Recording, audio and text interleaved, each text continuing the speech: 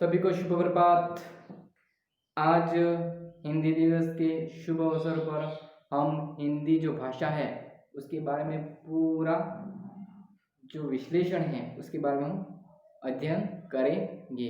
और मैं आज चाहूँगा कि आज मैं अधिक से अधिक हिंदी शब्दांशों का प्रयोग कर सकूं। तो आज हिंदी दिवस के उपलक्ष्य में ही सभी से मेरा नम्र निवेदन है कि आप भी आज के दिन कम से कम आप हिंदी भाषा का प्रयोग कीजिए, जिससे हम हिंदी भाषा से क्या है गौरवान्वित हो पाए।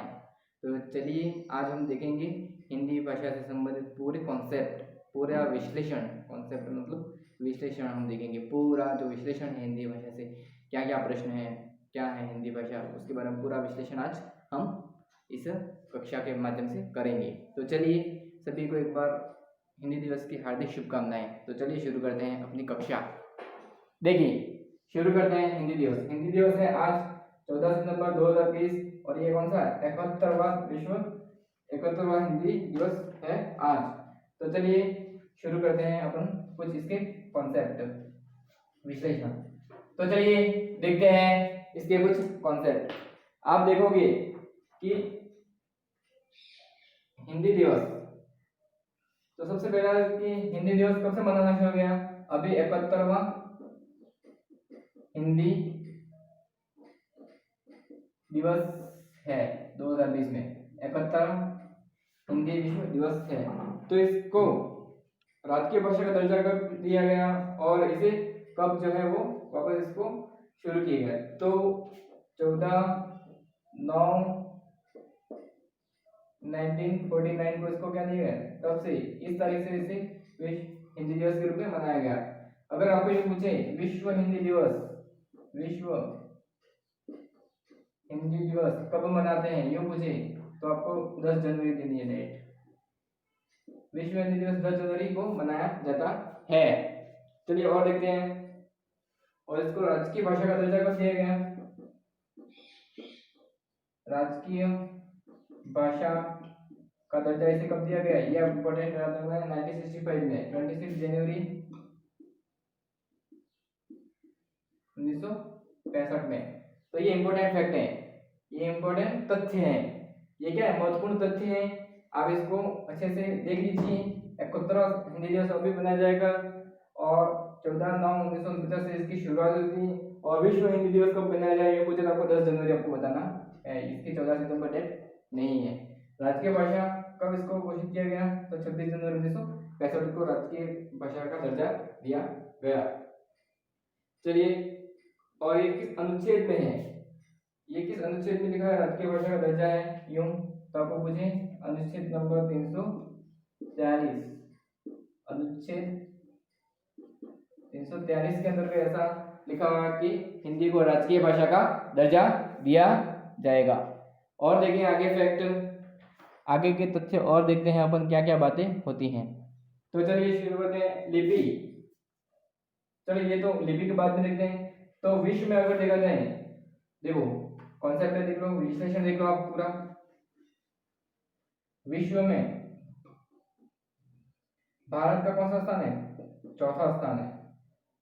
विश्व में भारत का जो स्थान है वो चौथा है, लेकिन भारत का हिंदी के विषय से फर्स्ट स्थान है। ठीक है, सेकंड किसका है, थर्ड किसका है? तो अपन देखते हैं सेकंड किसका रहेगा, जरा बताइए आप, सोचिए सेकंड किसका होना चाहिए। तो सेकंड जो रहेगा वो रहेगा किसका?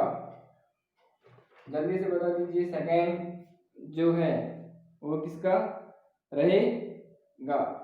तो फर्स्ट नंबर पर तो हिंदी है, सेकंड नंबर बंगाली है और थर्ड नंबर पर है तमिल।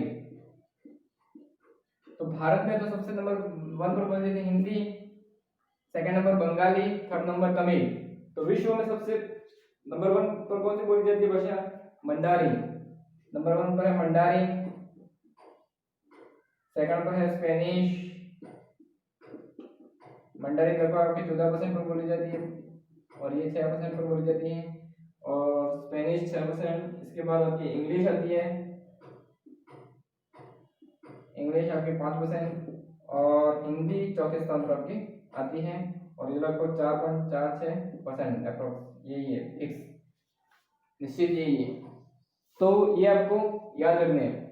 71वां हिंदी दिवस मनाया गया अभी, और विश्व में चौथा स्थान है और भारत का प्रथम स्थान है अपने देश में हिंदी का।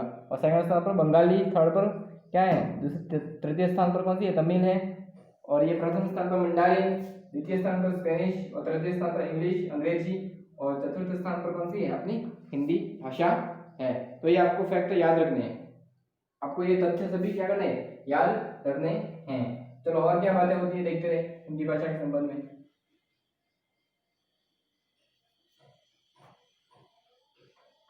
और क्या हुआ कि जो अपने 71वां संविधान संशोधन था, 71वां संविधान संशोधन जो था, उसके माध्यम से हमें और अनुसूची कौन थी, 8वीं अनुसूची, और 71वां संविधान 1992 में बनाया गया। और इसके द्वारा इस अनुसूची में 14 भाषा थी, लेकिन इस संशोधन के द्वारा और जोड़ दी गई कितनी, 8 भाषा, और टोटल 22 भाषाएं यहाँ पर स्वीकृत की गई। तो इस प्रकार से आपको पूछेगा कि कुल कितनी भाषाएं हैं भारत में, तो 22 भाषाएं हैं। आपको याद रखना होगा, अच्छे से याद रखना होगा। आप देख लीजिए कॉन्सेप्ट पूरा पूरा विश्लेषण देख लीजिए। चलिए अब अपन देखते हैं कि हिंदी भाषा जो है उसका विकास, उसका उद्भव, विकास, उत्पत्ति और विकास, उत्पत्ति व विकास। तो सर्वप्रथम जो भाषा थी वो कौन सी थी, अपनी संस्कृत थी, संस्कृत भाषा, जिससे मातृभाषा बोलते हैं।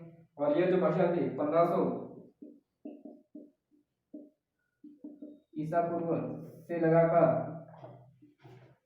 500 ईसा पूर्व, 500 ईसा पूर्व सबसे पहले ये आई। इसके पश्चात कौन सी आती है, सेकंड नंबर पर देखते हैं। सेकंड नंबर पर पाली भाषा विकसित होती है, और पाली भाषा का टाइम पीरियड है 500 ईसा पूर्व से 1 ईस्वी। और इसके पश्चात थर्ड नंबर पर कौन सी आई, तो प्राकृत भाषा आई। प्राकृत भाषा आपकी 1 ईस्वी से 500 ईस्वी। और फोर्थ नंबर पर कौन सी आई, अपने अपभ्रंश आई, अपभ्रंश आई, और अपभ्रंश आपकी 500 से 1000 ईस्वी। और अपने आई लास्ट में हिंदी, और हिंदी का समयकाल 1000 ईस्वी से अब तक, महावीर स्वामी का जो टाइम पीरियड था उसके बाद ये आई। तो आपको पूछेगा कि हिंदी जो भाषा है उसकी उत्पत्ति किससे हुई, तो अपभ्रंश से हुई। ये इंपॉर्टेंट फैक्ट है, अपभ्रंश भाषा से क्या हुई, इसकी उत्पत्ति हुई। और हिंदी भाषा की माता या जननी कौन सी है, या देव भाषा कौन सी है, संस्कृत है। ये फैक्ट आपको हमेशा याद रखने हैं, प्रश्न यहाँ पर आते रहते हैं। तो देख लीजिए ये अपना पूरा विश्लेषण। और अपन देखते हैं हिंदी के बारे में, तो देख लीजिए क्या क्या बातें होती हैं।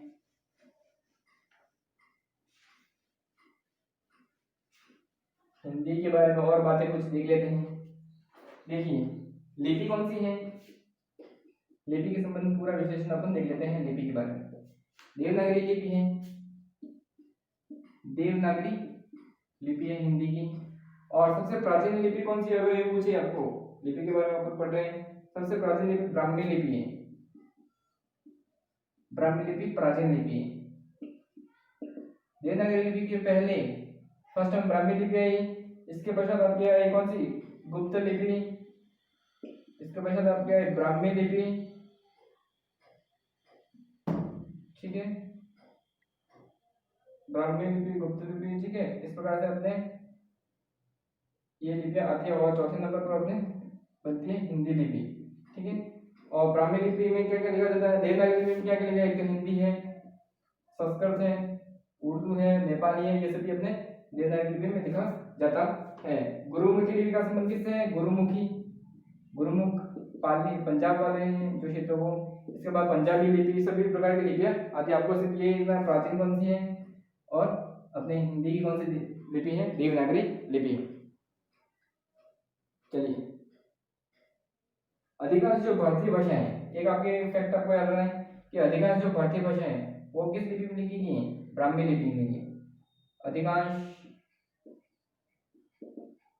भारतीय भाषाएं ब्राह्मी लिपि में लिखी गई है। ठीक है, चलो एक और प्रश्न पूछा कि अपभ्रंश की अंतिम अवस्था, अपभ्रंश की अंतिम अवस्था कौन सी है? तो अवहट, अवहट का याद रखना, ये शब्द आपको याद रखना, अवहट, अवहट यानी अपभ्रंश की जो भाषा थी उसकी अंतिम अवस्था क्या कहलाती है? अवहट कहलाता है। अच्छे से चेक कर लीजिए आप पूरा कॉन्सेप्ट।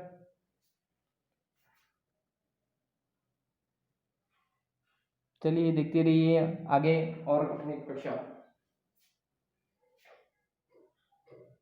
और भी आप देख सकते हो हिंदी अलग अलग जो देश हैं, हिंदी भाषा का सर्वप्रथम प्रयोग किसने किया? सर्वप्रथम प्रयोग किसने किया? अमीर खुसरो ने किया। और हिंदी भाषा की पहली मूवी कौन सी है? चित्रपट कौन सा पहला? तो आदेशी रानी की मूवी में आलमारा, आलमारा, आलमारा। चलिए और देख सकते हो, क्या देख सकते हो, हिंदी के विकास के लिए निर्देश जो दिए गए वो किस अनुच्छेद में दिए गए हैं? 351 अनुच्छेद में। देश का पहला राज्य जिसने हिंदी को आधिकारिक भाषा का दर्जा दिया है तो वो कौन सा है? बिहार। तो चलिए आज के वीडियो में हम इतना ही रखते हैं, आज का जो वीडियो हम इतना ही रखते हैं। वैसे हिंदी भाषा के बारे में आपको बहुत सारी जानकारी मैं देख सकता हूँ, लेकिन काफ़ी है इतना आपके लिए। और भी क्वेश्चन आ सकते हैं कि देश का पहला राज्य जिसने हिंदी को आधिकारिक भाषा का दर्जा दिया गया तो ऐसा कौन सा राज्य है? बिहार है। प्रथम विश्व हिंदी सम्मेलन कब हुआ? तो 10 जनवरी 1975 को नागपुर वर्धा महाराष्ट्र में हुआ। महात्मा गांधी ने हिंदी साहित्य सम्मेलन में हिंदी भाषा को राष्ट्रीय भाषा बनाने का कब कहा? तो 1918 में महात्मा गांधी ने क्या किया? हिंदी भाषा को राष्ट्रीय भाषा देने का दर्जा देने को कहा। केंद्रीय हिंदी संस्थान कहाँ पर है? सबसे पहले कब खोला गया? 1963 में। हिंदी में वेब एड्रेस बनाने की सुविधा कब हुई? तो 2011 में। हिंदी की प्रथम फिल्म आलम आरा है, ठीक है, मैंने पहले ही बता दिया था। प्रथम समाचार पत्र कौन सा था? उदंत मार्तंड, जो एक वीकली या साप्ताहिक समाचार पत्र था। तो इस प्रकार से इसकी मैं जो पूरा ये कागज है उसका मैं फोटो मैं आपके MKY ऑनलाइन क्लासेस ग्रुप या मेरा स्टेटस के द्वारा मैं इसको पूरा बता दूंगा। तो सभी को एक बार फिर से हिंदी दिवस की शुभकामनाएं और सभी को हार्दिक संबोधन, हार्दिक अभिनंदन। तो सभी को एक बार पुनः शुभ प्रभात, सभी का दिन शुभ मंगलमय हो और आप सफलता के उच्च पद पर अग्रसर हो। धन्यवाद।